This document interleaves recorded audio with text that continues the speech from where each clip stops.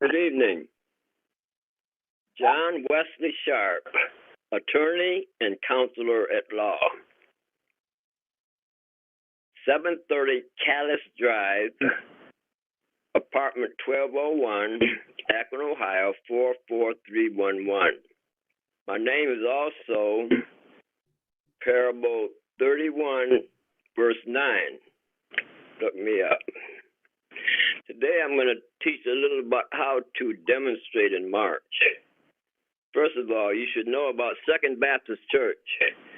There, the pastor, Roderick Pounds, has written Black Lives Matter in front of this church in cement. If you're interested in helping Black Lives Matter with your time or your finances, give Roderick C. Pounds a call.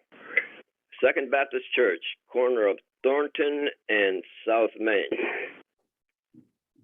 Well, the first thing about marching is, unfortunately, sometimes we may have to do it in a little cooler weather. Remember, discrimination goes on regardless of the weather. Now, you may have to do this with city council. Try to reason with city council before you do what I say you should do. But in terms of the police department, you will have to do this because the truth is not in them. Remember what I said, racism runs deep to the marrow, to the bone, to the bone, to the marrow. But if you have to demonstrate, you will have to march. I don't advise bullhorns. Let your beautiful voices do it. March, demonstrate, petition, visit, call, leave a message, write. And you can do this. I have to do that with the chief of police and the police officers. You can't do it against the mayor after you reason with him, city council, the prosecutor's office. You have to do it against the prosecutor's office, the judges, and the jail. Remember, there are those in the system who don't really believe in discrimination and racism, but they're quiet because they fear retaliation. Remember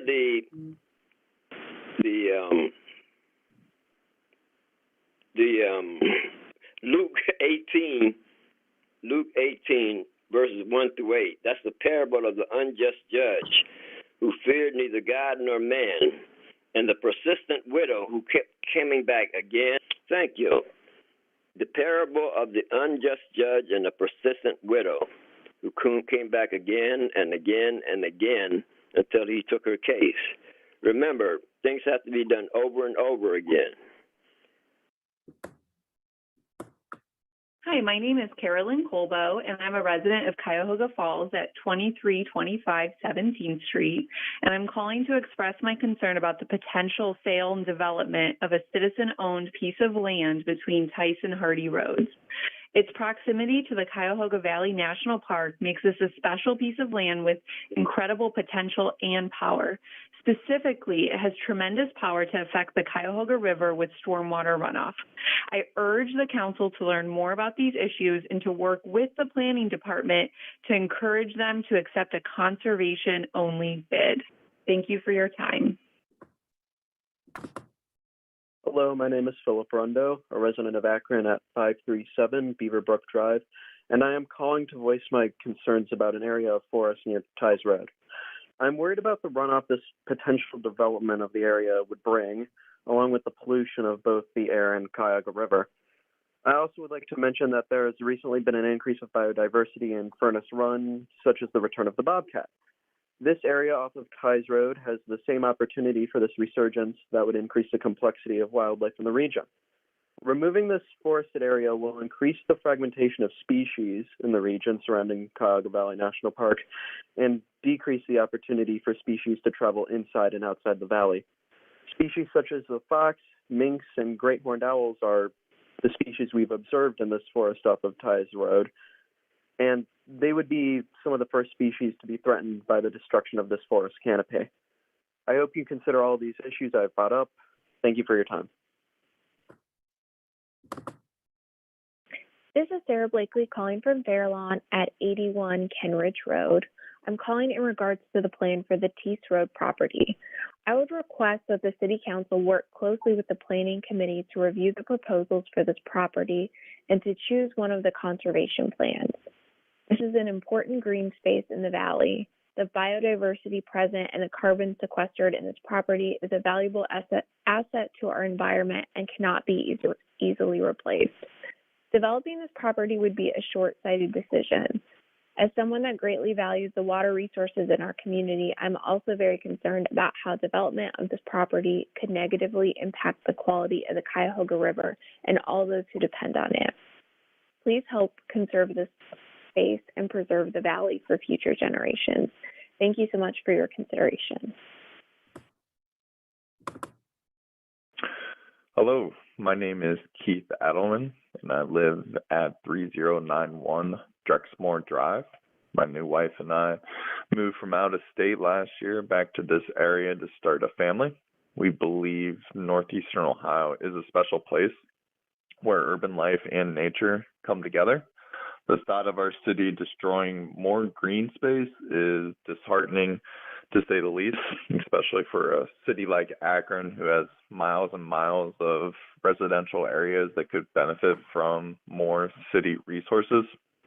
We are calling to express our support for the Preserve the Valley organization and for the city to formalize a master plan to preserve the nature around Merriman Valley. Thank you very much for your time. Hi, my name is Shelly Pearson. I live at 1660 Smoke Rise Drive in Akron. I'm a member of Preserve the Valley Citizen Action Group. We are advocating for the 100% conservation of the Tice property owned by the city of Akron. It's been called the last major green space in the city limits. Tonight, I'd like to read the list of wildlife spotted in the last 6 months by property owners who border the Tice property, and we have photo evidence for many of these species. Great horned owl, barn owl, red-tailed hawk, Cooper's hawk, all Ohio woodpeckers, turkey, red fox, mink, skunk, opossum, rabbit, fox squirrel, red squirrel, white-tailed deer, coyote, painted turtle, and snapping turtle, which I think you'll agree is a pretty amazing list. We encourage all council members to support the conservation of this valuable natural resource with its rich diversity of wildlife so that current and future generations of Akron families can enjoy it and maybe see a mink. As Mayor Horrigan said in the recently released tree canopy report, quote, "We have a sacred responsibility to take care of the land and to ensure that it remains healthy for future generations," end quote. Thank you, council members, for your attention, and have a wonderful evening. Hi, my name is Ryan Keane. I am a longtime resident of Ward 10 in Akron, a member of About Face Veterans Against the War, and Serve the People Akron. First, I would like to call and thank Councilwoman Samples for acknowledging the inhumanity that took place on February 17th of our houseless citizens behind Grace Park.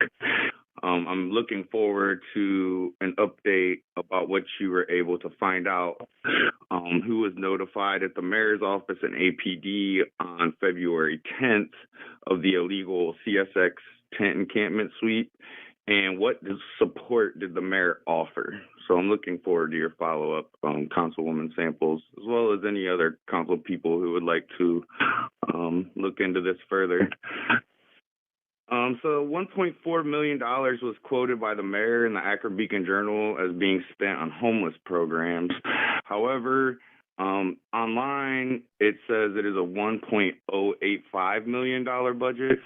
I wanted to know why there's no access to itemized line-by-line accounts of this information.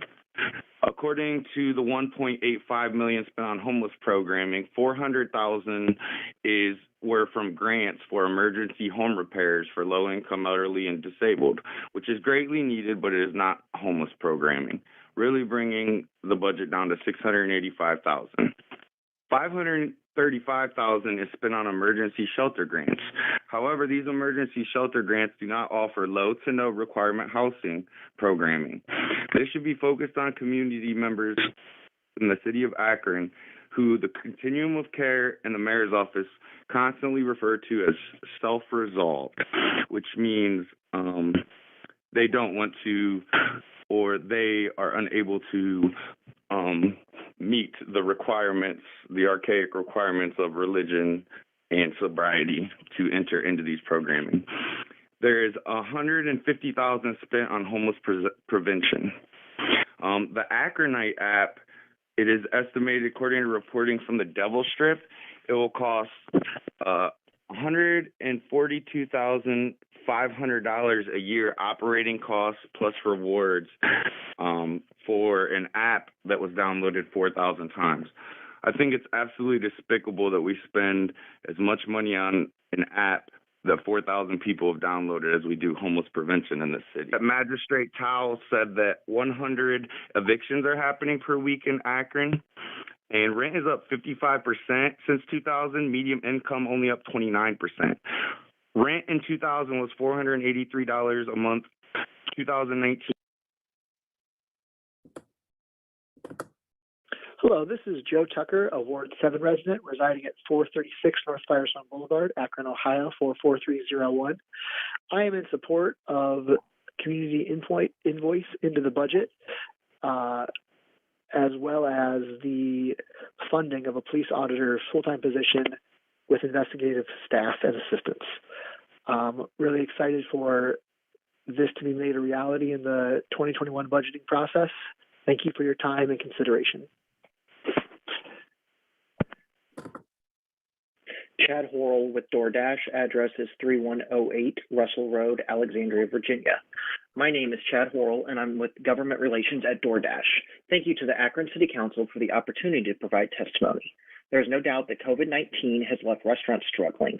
DoorDash is proud to say that restaurants on our platform have been 8 times more likely to remain in business over the past year as restaurants have needed to connect with customers off-premise. DoorDash has provided restaurants with over $130 million in grants and direct relief since the start of the pandemic, and recently announced additional relief programs. We believe that there are better ways to support restaurants than capping the contracted commission agreements that exist between us and our restaurant partners. We provide a service for restaurants just like credit card processing services or product distributors. Commission caps are an attempt to pick winners and losers in the marketplace. The Progressive Policy Institute recently released a paper that highlights the unintended consequences of commission caps. The most clear result of commission caps that have been passed nationwide is that caps lead to lower volume.